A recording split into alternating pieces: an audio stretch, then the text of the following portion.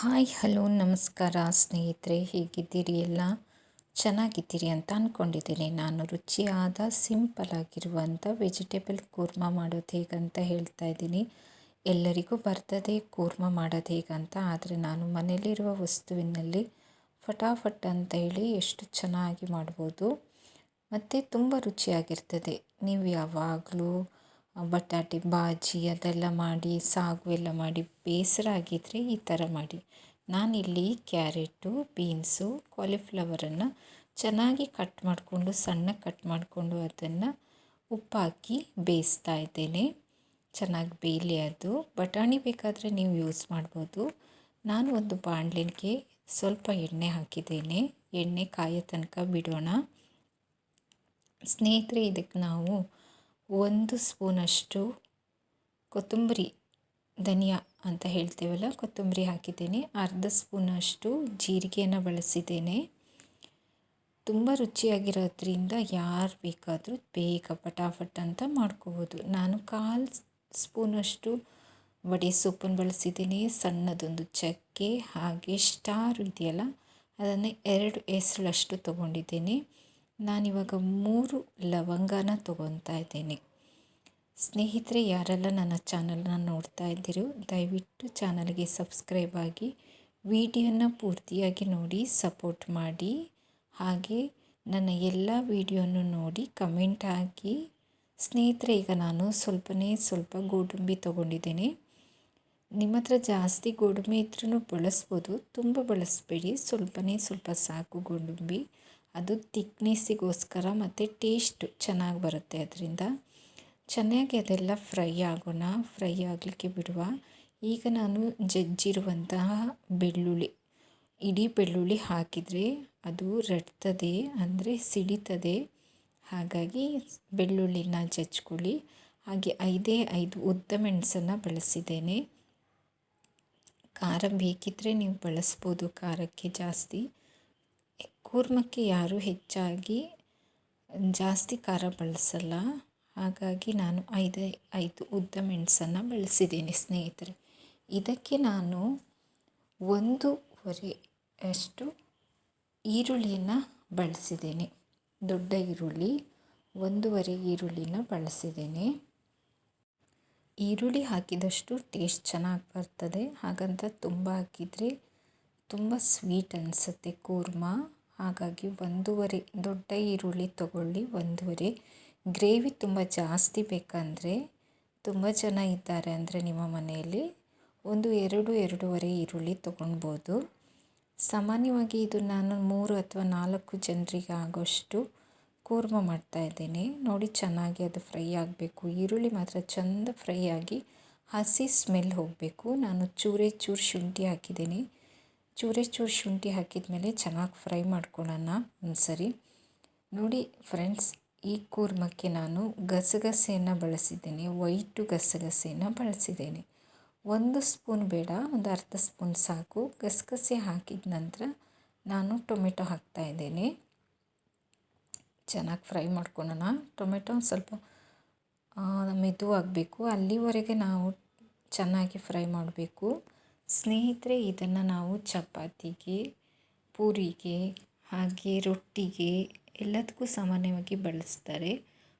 ಕೂರ್ಮನ ಎಲ್ಲರ ಮನೆಯಲ್ಲೂ ಕೂರ್ಮ ಮಾಡೇ ಮಾಡ್ತಾರೆ, ಆದರೆ ಇದು ಬೇಗ ಆಗ್ತದೆ. ನಾನಿವಾಗ ಪುದೀನನ ಹಾಕಿದ್ದೀನಿ. ಸ್ವಲ್ಪ ಪುದೀನ ಸಾಕು. ಒಂದು ಸ್ವಲ್ಪ ಪುದೀನ ಹಾಕಿರೋದ್ರಿಂದ ಸ್ಮೆಲ್ ಒಳ್ಳೆ ಬರುತ್ತೆ. ಇದಕ್ಕೆ ನೀವು ಆಲೂಗಡ್ಡೆ ಬೇಕಾದರೂ ಬಳಸ್ಬೋದು, ಬಟಾಣಿನ ಸಹ ಬಳಸ್ಬೋದು. ಖಾಲಿ ನೀವು ಆಲೂಗಡ್ಡೆ ಬಟಾಣಿ ಹಾಕಿ ಸಹ ಮಾಡ್ಬೋದು. ಇದೇ ತರಕಾರಿ ಹಾಕಬೇಕಂತೇನಿಲ್ಲ.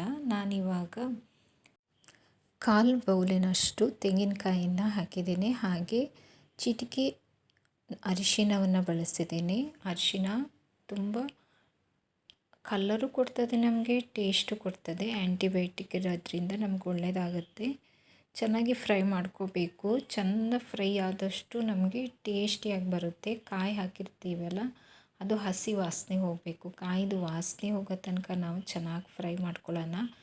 ಇದನ್ನು ನಾವು ಎಷ್ಟು ಚೆನ್ನಾಗಿ ಫ್ರೈ ಮಾಡ್ಕೊಂಡಿರ್ತೀವೋ ಅಷ್ಟು ಚೆನ್ನಾಗಿ ನಮಗೆ ಗ್ರೇವಿ ಚೆಂದವಾಗಿ ಟೇಸ್ಟಿಯಾಗಿ ಬರುತ್ತೆ. ನಾನು ಅದನ್ನು ಮಸಾಲೆನೆಲ್ಲ ಒಂದು ಮಿಕ್ಸಿ ಜಾರಿಗೆ ಹಾಕಿ ತಣ್ಣಗಾದ್ಮೇಲೆ ಅದನ್ನು ಗ್ರೈಂಡ್ ಮಾಡ್ಕೊಂಡಿದ್ದೇನೆ ನೀರು ಬಳಸಿ. ಹಾಗೆ ಈಗ ನಾನು ಒಂದು ಬಾಣಲೆಗೆ ಸ್ವಲ್ಪ ಎಣ್ಣೆ ಹಾಕಿ ಪಲಾವ್ ಎಲೆ, ಚಕ್ಕೆ ಸ್ವಲ್ಪ, ಸೋಂಪು ಸ್ವಲ್ಪ ಇದನ್ನೆಲ್ಲ ಚೆನ್ನಾಗಿ ಫ್ರೈ ಮಾಡ್ಕೊಳ್ಳೋಣ. ಸೋಂಪು ಹೆಚ್ಚಾಕೋದು ಬೇಡ, 1/4 ಚಮಚದಷ್ಟು ಹಾಕಿದರೆ ಸಾಕು. ಸೋಂಪು ಅದರದ್ದೇ ಸ್ಮೆಲ್ ಬರುತ್ತೆ.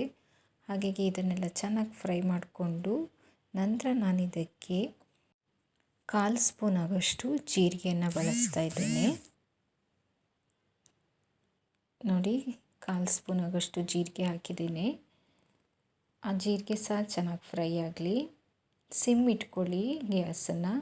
ಬೆಂದಿರುವಂತಹ ಉಪ್ಪು ಹಾಕಿ ಬೇಯಿಸಿರುವಂಥ ತರಕಾರಿ, ಕ್ಯಾರೆಟು, ಬೀನ್ಸು ಮತ್ತು ಕಾಲಿಫ್ಲವರು, ಬಟಾಣಿ ಬೇಕಾದರೆ ನಿಮ್ಮ ಹತ್ರ ಇದ್ದರೆ ಹಾಕ್ಬೋದು. ಬಟಾಟೆ ಅಂದರೆ ಆಲೂಗಡ್ಡೆ ಇದ್ದರೆ ಬೇರೆಯೇ ನೀವು ಬೇಯಿಸಿ ಸಿಪ್ಪೆ ತೆಗೆದು ಮ್ಯಾಶ್ ಮಾಡಿಕೊಂಡು ಇದೇ ಟೈಮಲ್ಲಿ ಹಾಕಿ. ನಾನು ಇದಕ್ಕೆ ಉಪ್ಪು ಹಾಕಿದ್ದೇನೆ, ಮೊದಲೇ ಬೇಯಲಿಕ್ಕೆ ಉಪ್ಪು ಹಾಕಿದ್ದೇನೆ. ಹಾಗೆ ಇದಕ್ಕೆ ಸಹ ಈಗ ಉಪ್ಪು ಹಾಕಿದ್ದೀನಿ. ರುಚಿಗೆ ತಕ್ಕಷ್ಟು ನೀವು ಉಪ್ಪನ್ನು ಬಳಸಿ. ನಾನೀಗ ಗ್ರೈಂಡ್ ಮಾಡಿರುವಂಥ ಮಸಾಲೆಯನ್ನು ಹಾಕ್ತಾಯಿದ್ದೀನಿ. ಚೆನ್ನಾಗಿ ಫ್ರೈ ಆಗಬೇಕು ಮಸಾಲೆ ಸಹ. ಮಸಾಲೆ ಫ್ರೈ ಆದಷ್ಟು ನಮಗೆ ಇನ್ನೂ ಚೆನ್ನಾಗಿ ರುಚಿ ಕೊಡುತ್ತೆ.